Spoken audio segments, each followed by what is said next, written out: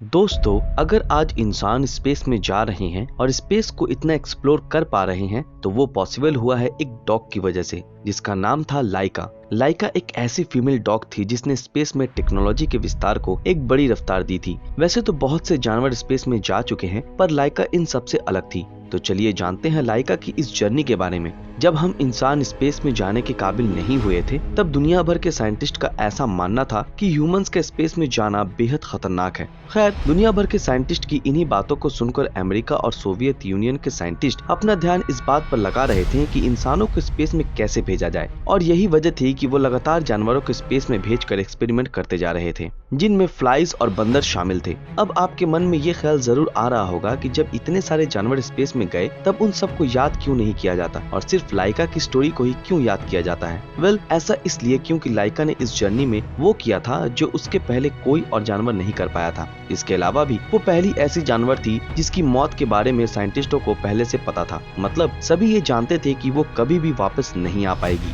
1957 एक ऐसा साल था जब स्पेस की ऑर्बिट में किसी जानवर को भेजने का फैसला किया गया और इसी वजह से एक परफेक्ट एनिमल की तलाश शुरू हो गई। दोस्तों, उस समय स्पेस शटल बहुत ही छोटी हुआ करती थी। इस वजह से स्पेस में जाने वाले एनिमल का वेट 7 किलोग्राम और उसकी हाइट शोल्डर से लगभग 15 इंच चाहिए थी। खैर, इसी वजह से डॉग्स को सबसे ज्यादा सुटेबल माना गया, क्योंकि वो वेट और हाइट के इस स्केल पर बिल्कुल सही बैठ रहे थे। हालांकि साइंटिस्ट ने साफ तौर पर यह कह दिया था कि पेडिग्री डॉग्स किसी भी तरह से स्पेस में जाने के काबिल नहीं है, क्योंकि स्पेस शटल की इंटेंस कंडीशन को वो झेल नहीं सकते। और यही वजह थी कि हर कोई स्ट्रीट डॉग्स की तलाश में लगे हुए थे, क्योंकि स्ट्रीट डॉग्स पहले से ही इंटेंस कंडीशन में रहने के आदी होते हैं। आप सभी को जानकर हैरानी होगी कि एनिमल्स की तलाश के बाद साइंटिस्ट द्वारा 3 डॉग्स को सिलेक्ट किया गया, जिनका नाम था एल्बीना, मौका एंड लाइका। लेकिन इन तीनों में से एल्बीना और मौका को किन्हीं रीजन से स्पेस में जाने की इस रेस से बाहर कर दिया गया। हालांकि लाइका इसमें सिलेक्ट हो गई और उससे स्पेस में भेजने की तैयारी भी शुरू हो गई, क्योंकि उसने पल्मोनरी टेस्ट में अच्छा एटीट्यूड दिखाया था। वेल, लाइका को स्पेस में भेजने के पहले इंसान ये नहीं जानते थे कि वो वेटलेसनेस और ओवरलोड के बीच स्पेस में जी सकती है या नहीं, और यही वजह थी कि लाइका को स्पेस में भेजने के पहले उसकी ट्रेनिंग करानी जरूरी थी। उस समय के आर्टिकल्स के अनुसार तब लाइका को बहुत ही इंटेंस ट्रेनिंग से होकर गुजरना पड़ा था, जिसके दौरान उसे कई दिनों तक भूखा और अकेला रहना पड़ा था। सबसे हैरानी की बात तो ये थी कि लाइका को जिस स्पेसशिप में बैठकर स्पेस में जाना था वो किसी वॉशिंग मशीन के साइज की थी, और इसी वजह से लाइका को कई दिनों तक एक छोटे से बॉक्स में रखा गया था। अब आपके मन में ये सवाल जरूर उत्पन्न हो रहा होगा कि आखिर साइंटिस्ट ने ये जानते हुए भी कि लाइका जिंदा नहीं बचेगी, उसके स्पेस में भेजने का डिसीजन क्यों लिया। वेल, इसके बारे में कोई ठोस जानकारी तो नहीं है, पर फिर भी उस समय के कुछ लोगों का कहना है कि जिस ऑफिशियल द्वारा डॉग को स्पेस में भेजने का डिसीजन लिया गया था, उसके घर में कभी भी कोई पेट नहीं पाला गया था। दोस्तों, ये बात भी बिल्कुल सच है कि लाइका के मौत के बारे में पहले से जानने वाले बहुत से साइंटिस्ट को उसके लिए बुरा फील भी हुआ था, और यही वजह थी कि उन साइंटिस्ट में से एक साइंटिस्ट लाइका को अपने घर भी लेकर गए थे, जहां उसने और भी डॉग्स के साथ अपना आखिरी समय बिताया था।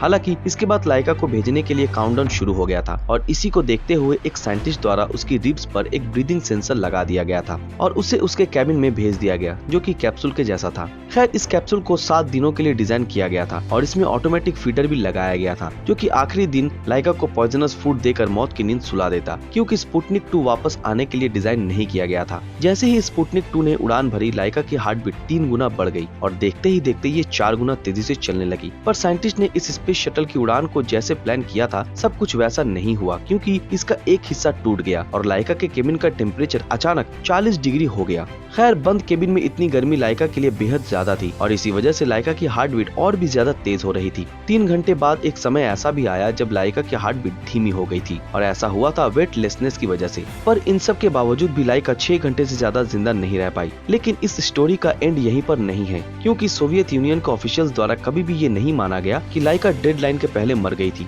और उनका प्लान फेल हो गया था। ऑफिशियल स्टेटमेंट्स की माने तो सोवियत यूनियन द्वारा 9 दिनों बाद लाइका की मौत को एक्सेप्ट किया गया था, जो कि उनके प्लान के अनुसार ही था, जिसके बाद सभी को यही लगा कि प्लान सक्सेसफुल हो गया है। पर इस सब के बाद भी ह्यूमंस को स्पेस में भेजने को लेकर कोई रास्ता साफ नहीं हो पाया था, क्योंकि लाइका का स्पेसक्राफ्ट 5 मंथ बाद ऑर्बिट से बाहर जाते ही बर्न हो गया था। जिसके बाद सारे एविडेंस मिट गए थे। खैर, लाइका ने 6 घंटे सर्वाइव करके ये तो बता दिया था कि इंसान इंटेंस कंडीशन और ओवरलोड के साथ भी स्पेस में जिंदा रह सकता है। दोस्तों, अब अगर आपको लगता है कि सक्सेस के बाद सोवियत यूनियन ने लाइका को भुला दिया था, तो ऐसा नहीं है, क्योंकि लाइका की याद में सोवियत यूनियन ने बहुत से पोस्टर्स छपवाए और लाइका की तस्वीर को सिगरेट्स के बॉक्स पर भी जगह मिली। इतना ही नहीं, सोवियत यूनियन के अलग हो जाने के बाद ये बात भी सामने आई कि लाइका को स्पेस में भेजने वाले बहुत से साइंटिस्ट आज भी खुद को उसकी मौत के लिए ब्लेम करते हैं। खैर, करना भी चाहिए, क्योंकि एनिमल्स किसी भी तरह से स्पेस में भेजने के लिए नहीं बने हैं, जिस वजह से बहुत सी जगह लाइका के मॉन्यूमेंट्स भी बनाए जा चुके हैं, जो कि उसके लिए एक सच्ची श्रद्धांजलि है। तो दोस्तों, ये थी हमारी एक और इंटरेस्टिंग वीडियो। उम्मीद है आप लोगों को ये वीडियो बहुत पसंद आई होगी। अगर ये वीडियो आप लोगों को पसंद आया तो इस वीडियो को लाइक और ज्यादा से ज्यादा शेयर जरूर करें। तो फिर मिलते हैं आपके साथ अगले वीडियो में, तब तक के लिए अलविदा।